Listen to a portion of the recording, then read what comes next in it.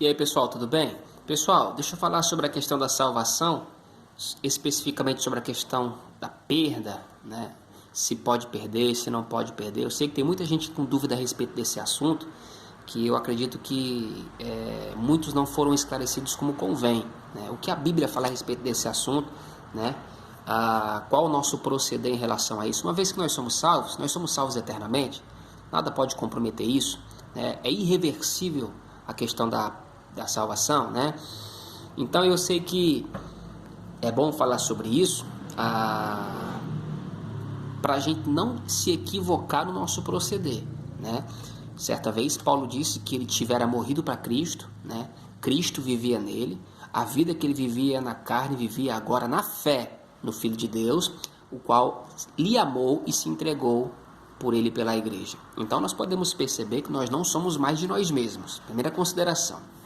E o texto que é muito mal interpretado por alguns, né, é o texto de Hebreus capítulo 6, né? E alguns que interpretam Hebreus como uma carta dirigida para duas classes de pessoas: judeus que não tinham nascido de novo, que é o que está a partir do versículo 4 até o versículo 8, e a partir do versículo 9 vai se referir à igreja, né? Mas é um tremendo engano pensar assim, porque toda a carta aos Hebreus foi escrita para crentes. Eu vou te provar nos próprios 13 capítulos de Hebreus, que no capítulo 1 vai falar sobre a gente reverenciar Cristo como único Senhor, os anjos como sendo ministros, seres ministradores que trabalham em prol daqueles que vão herdar a salvação, falando da igreja. No capítulo 2 fala para a gente se atentar para aquilo que a gente já tem ouvido. Capítulo 3 fala que a graça é maior do que a lei. Capítulo 4 fala sobre a esperança da salvação para o povo de Deus. Presta atenção, o capítulo 4 fala sobre a esperança do povo de Deus para a salvação, né? Capítulo 5 fala sobre Cristo como sendo o sacerdote eterno, como foi maior, ou maior do que foi Arão, né? Capítulo 6 fala de fato sobre os perigos espirituais, né? Capítulo 7, o exemplo de Melquisedeque como um bom servo de Deus, né? Capítulo 8, Cristo como sendo o mediador de uma nova aliança. Capítulo 9 fala da participação do sumo sacerdote no tabernáculo, né? Capítulo 10, o sacrifício de animais para cobrir o pecado do povo que o sumo sacerdote oferecia anualmente para a expiação do pecado do povo, né? Capítulo 11 fala do exemplo ou dos exemplos dos homens da galeria da fé. Capítulo 12, a correção de Deus para com os filhos, porque Deus corrige quem ama e açoita todo aquele que recebe por filho, né? E capítulo 13, né, vai dar algumas considerações finais e as saudações finais. Então toda a carta de Hebreus foi escrita para crentes. Não tem como desassociar a essa verdade que está no capítulo 6 falando, a partir do versículo 4, que aqueles, pois, que caíram, sejam renovados novamente para arrependimento. Deixa eu chamar a sua atenção aqui a algo importante, né?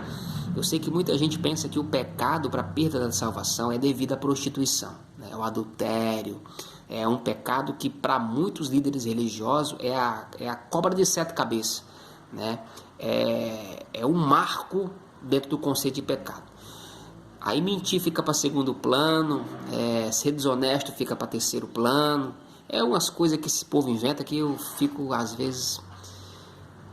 Bom, deixa pra lá. Então, eles acham que é o pecado da prostituição. Só que o pecado para a perda da salvação não se dá por algo cometido específico.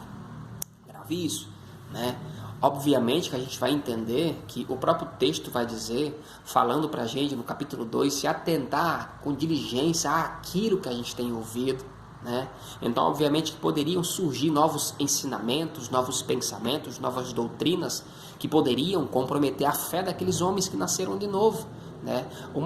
É interessante falar que quando Paulo vai até Jerusalém fazer a defesa do seu apostolado, e está escrito na primeira carta escrito a carta dos Gálatas, né? Aos Gálatas, Paulo vai fazer a defesa do apostolado falando que existiam crentes que estavam retrocedendo aos princípios e às práticas da lei judaica. Uns tinham que se circuncidar, outros não eram incircuncisos e tal. Aí Paulo vai para defender, falando que eles estavam voltando aos princípios outrora que não trariam benefícios para o tempo que eles estavam vivendo hoje. Afinal de contas, a lei já tivera passado. O tempo da nova aliança, da igreja na terra, já estava estabelecido, porque Cristo já tivera voltado, já tinha vindo na terra, morrido e ressuscitado. Então Paulo ele vai defender porque ensinamentos podem corromper aquilo de bom que aprendemos. Ensinamentos equivocados, ensinamentos errados. E eu sei que hoje muitas pessoas defendem que uma vez salvo, salvo para sempre, baseado num grande homem de Deus que foi Calvino. Só que mal sabem que Calvino extraiu do próprio texto da palavra, e Calvino defende a questão que o homem é predestinado. Alguns são predestinados para o céu e outros são predestinados para o inferno. Sendo que a Bíblia não fala sobre isso. A Bíblia fala sobre predestinação, fala sobre eleição, mas dentro do seu conceito que deve ser falado. Eu não quero me deter sobre isso, né? Mas uma hora oportuna eu falo sobre a questão de predestinação, sobre eleição que a Bíblia fala, explicado bem claramente, para a gente entender o que de fato fala. Mas ele explica que existem pessoas que são condenadas para o inferno e pessoas condenadas para ir para o céu.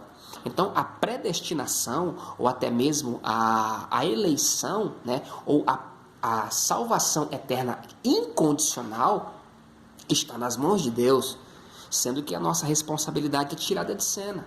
Mas voltando para o texto de Hebreus capítulo 6, vai falar de fato sobre essa questão de é possível cair para não ser renovado para arrependimento novamente.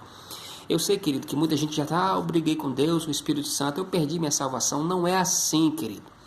Que uma pessoa que perdeu a sua salvação, ela nunca vai se preocupar em tê-la ganhado e muito menos tê-la perdido. Então, se existe essa preocupação, esse anseio dentro de você para voltar, aquilo outro, congregar novamente, isso é uma coisa boa, né? Então, não é a perda da salvação já manifesta. Então, é uma vida de pecado, é uma vida desordenada que pode se comprometer. Um dos textos que eu gosto de usar também é de 1 Coríntios 5, onde acontece ali dentro da igreja uma situação onde Paulo expressa preocupação por um jovem que estava tendo uma prática promíscua dentro da igreja de Corinto, e Paulo diz assim: olha, eu já consenti no meu espírito que o tal seja entregue a Satanás para a destruição da carne, a fim de que o espírito seja salvo no último dia. Paulo expressa a preocupação a ponto de falar: Satanás mata para que ele seja salvo, porque se continuasse dessa forma, ele poderia se comprometer a sua vida espiritual. Irmãos, entenda que 1 João 4 diz que Deus ele é o Pai dos Espíritos. Deus não é o Pai da carne. Está entendendo? Então essa carne é corruptível, né? E importa que essa carne um dia se revista de incorruptibilidade. O que é mortal, falando da carne, se revista de imortalidade. Então se cumprirá uma palavra que diz: tragada foi a morte pela vitória. Quando isso acontecer, aí sim nós podemos classificar e denominar como sim a irreversibilidade da salvação. Não podemos voltar atrás. Por enquanto, estamos em uma via de mão dupla. Por enquanto, se você, meu filho, quiser voltar a ser macumbeiro, volte. Para prostituição, volte. Para adultério, volte. Para mentira, desonestidade, faça o que você quiser. Está no seu direito. Mas entenda que isso pode, se chegar um tempo da sua vida, que isso pode comprometer a sua vida espiritual. Eu me lembro, para encerrar, da segunda epístola de Pedro, no capítulo 2, a partir do versículo 20, onde ele diz, falando sobre a questão, ele dando a entender sobre a questão do perigo do crente de retroceder naquilo pela qual ele já foi abençoado. E ele diz assim: se depois de terem escapado das corrupções do mundo, pelo conhecimento de nosso Senhor e Salvador Jesus Cristo, e forem outra vez envolvidos nelas, nas coisas do mundo, e vencidos, tornou-se o último estado pior do que o primeiro. Melhor lhes fora não terem conhecido os santos mandamentos de Deus, do que conhecendo-os, desviar-se do mesmo. Como diz por um verdadeiro provérbio: o cão voltou ao seu próprio vômito, e a porca lavrada ao esponjadouro de lama.